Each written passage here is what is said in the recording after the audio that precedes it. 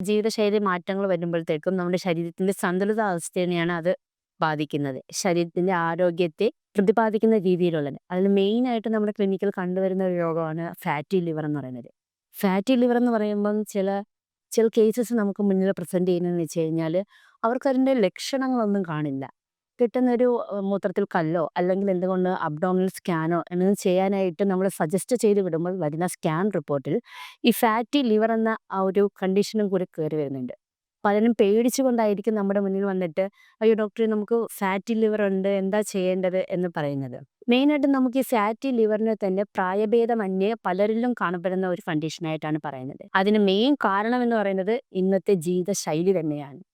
ചിട്ടയായ ജീവിത രീതികളെ മാറ്റി ഫാസ്റ്റ് ഫുഡിന് പുറകെ ഓടുന്നതും തിരക്ക് പിടിച്ച ജീവിത രീതികളും ഒക്കെ ഇതിന് പ്രധാന കാരണങ്ങളിൽ ഒന്നാണ്. ലൈഫ് സ്റ്റൈൽ ചേഞ്ച് എന്ന് പറയുമ്പോഴത്തേക്കും നമ്മൾ കൂടുതലായിട്ടും ആ, ഒന്നാമത്തെ കാര്യം നമുക്ക് വരുന്ന ഭക്ഷണ രീതികൾ മാറി എന്നുള്ളതാണ്. ഫാസ്റ്റ് ഫുഡ് മാത്രമല്ല, നമ്മൾ ഉപയോഗിക്കുന്ന ആഹാര രീതികളുടെ ഒരു ഘടന തന്നെ മാറ്റി. അതായത് ആഹാരം ശരിയായ വിധത്തിൽ കഴിക്കുന്നില്ല, സ്കിപ്പ് ചെയ്തു പോകുന്ന കണ്ടീഷൻ, രാത്രി വൈകിയുള്ള ആഹാര രീതി, അതുപോലെ തന്നെ കൂടുതലായിട്ടും കാർബണേറ്റഡ് ആയിട്ടുള്ള ഡ്രിങ്ക്സിനെ കൂടുതലായിട്ട് യൂസ് ചെയ്യുന്നു. അതേപോലെ യുവതി യുവാക്കളുടെ ഇടയിൽ സ്പോർട്സ്മാൻ ഡ്രിങ്ക് പോലെയുള്ള കൂടുതലായിട്ടുള്ള പാനീയങ്ങൾ അധികമായി യൂസ് ചെയ്യുന്നത് കൊണ്ട് ഇതൊക്കെയാണ് മെയിനായിട്ട് നമ്മൾ ഉപയോഗിക്കുന്ന ആഹാര രീതികളെ കൊണ്ടുണ്ടാവുന്നത്. നമുക്കറിയാം നമ്മുടെ സാറ്റ് മെറ്റബോളിസം ആക്ട് ചെയ്യുമ്പോഴത്തേക്കിന് ഏറ്റവും കൂടുതൽ റിയത്തോപ്ഷനും അതുപോലെ തന്നെ ഫാറ്റ് മോളിക്യൂളിനെ കൂടുതലായിട്ട് ഒബ്സർവ് ചെയ്ത് സ്റ്റോർ ചെയ്ത് വെക്കുന്നത് നമ്മുടെ കരളാണ്.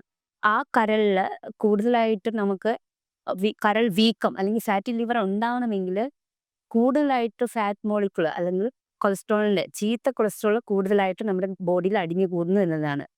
അതിപ്പോൾ സാധാരണയായിട്ട് ഒരു ഒബേസ് ആയിട്ടുള്ള പേഴ്സണിൽ മാത്രമാണോ കണ്ടുവരുന്നതെന്ന് വെച്ചാൽ അല്ല. ഒബേസ് അതായത് തടി കൂടിയ പേഷ്യൻറ്റിൽ മാത്രമല്ല നമുക്ക് ഈ ഫാറ്റി ലിവർ. സാധാരണ നാട്ടിൻപുറങ്ങളിൽ ചില കേസുകൾ നമ്മുടെ മുന്നിൽ പ്രസന്റ് ചെയ്യുന്നത് ഞങ്ങൾ ഫാസ്റ്റ് ഫുഡൊന്നും കഴിക്കുന്നില്ല, ഞങ്ങൾ ആഹാര രീതിയൊക്കെ ക്രമീകരിച്ചാണ് കൊണ്ടുപോകുന്നത്, എന്നിട്ട് ഞങ്ങൾക്ക് ഫാറ്റി ലിവർ ഉണ്ടല്ലോ ഡോക്ടറെ എന്ന് ചോദിച്ചു വരുന്ന പല രോഗികളും ഉണ്ട് നമ്മുടെ മുന്നിൽ. അവരോടും പറയാനുള്ളത് നമ്മളിപ്പോൾ ആഹാരം കൺട്രോൾ ചെയ്യുന്നില്ല എന്ന് വിചാരിച്ചാലും നമ്മൾ വീട്ടുകളിൽ ഉപയോഗിക്കുന്ന തേങ്ങ അതുപോലെ തന്നെ വെളിച്ചെണ്ണ ഇതിൻ്റെ അമിതമായ ഉപയോഗം, അതായത് സാധാരണ ഉപയോഗിക്കുന്നതിൽ നിന്ന് അമിതമായ ഉപയോഗം കൊണ്ടും നമുക്ക് ബാഡ് കൊളസ്ട്രോൾ അതായത് ചീത്ത കൊളസ്ട്രോൾ അടിഞ്ഞു കൂടി ഇതുപോലെ തന്നെ ഫാറ്റി ലിവർ ഉണ്ടാകാനുള്ള ഒരു കാരണമായി മാറാറുണ്ട്.